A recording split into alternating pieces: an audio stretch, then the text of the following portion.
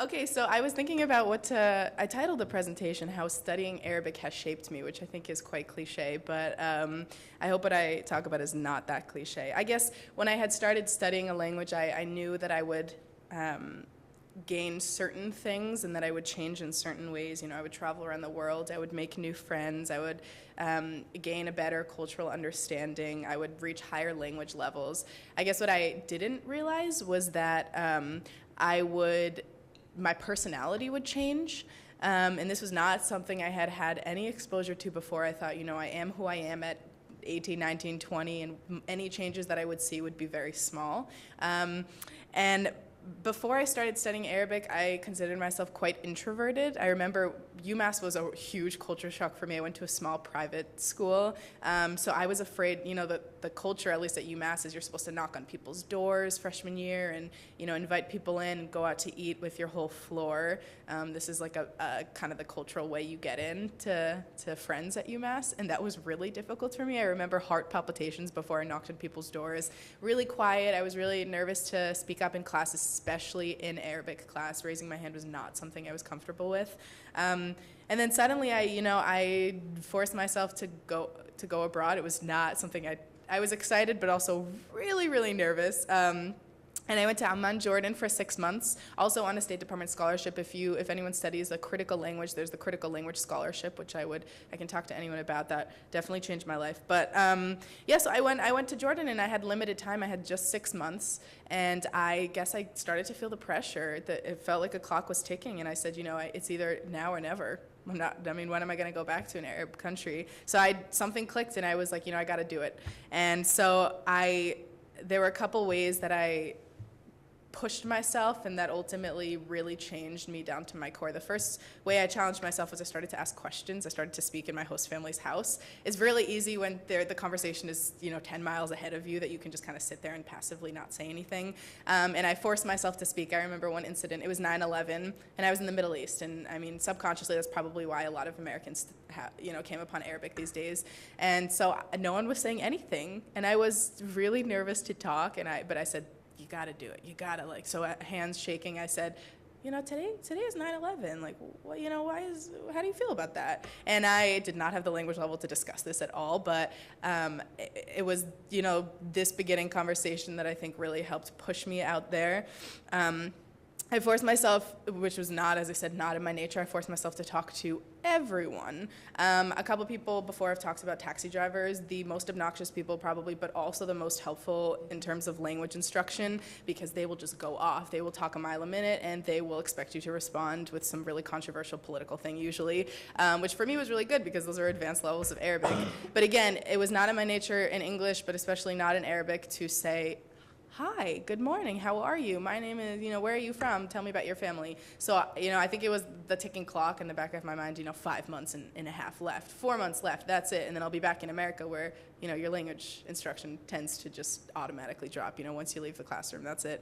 And so I forced myself to start to say hi to people, and it soon became natural.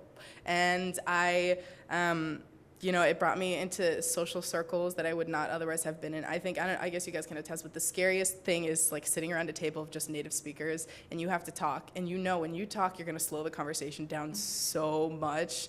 But like putting in your comments and having everyone turn at you and like everything slows, that was a huge step for me. So inserting myself into those social circles was a really big deal. And then I started to, you know, I came back from Jordan, and my Arabic level had gotten so much higher. But more than that, I noticed that I was different in English and in an American context. Here, I'll keep turning it. Oh yeah, that's a personal favorite. But I found myself really extroverted. I, for some reason, talk to people without thinking about it. You know, I raised my hand in class, and I wasn't afraid, and I, you know, wasn't intimidated.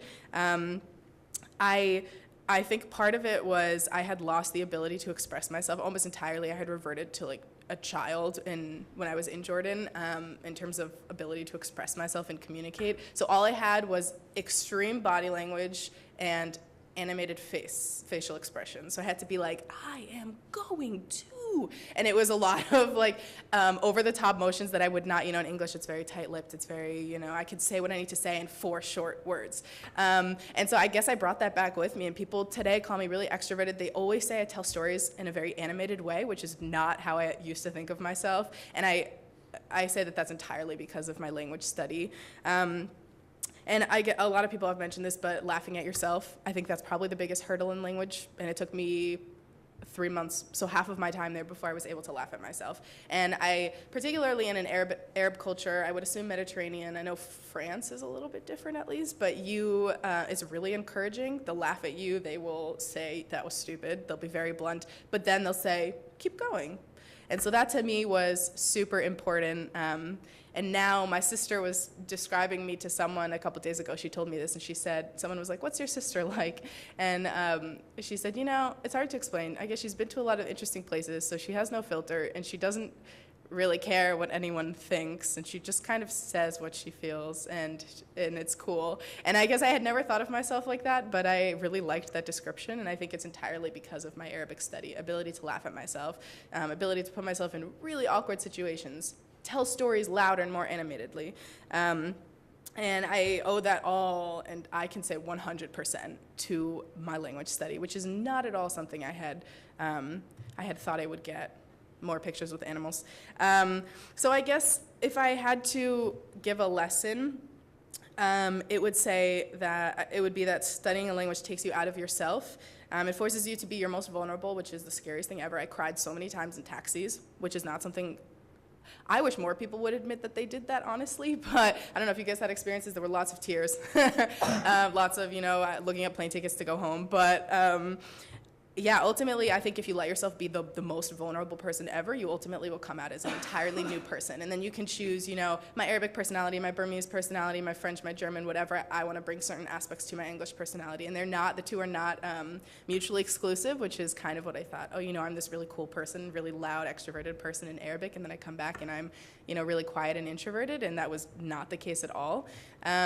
So I guess I would say let yourself be that different person. I think everyone who studies a language can attest that you are a different person, for better or for worse. But for me, it worked in my favor, and I'm really appreciative of my language study because I think it made me the person I am today.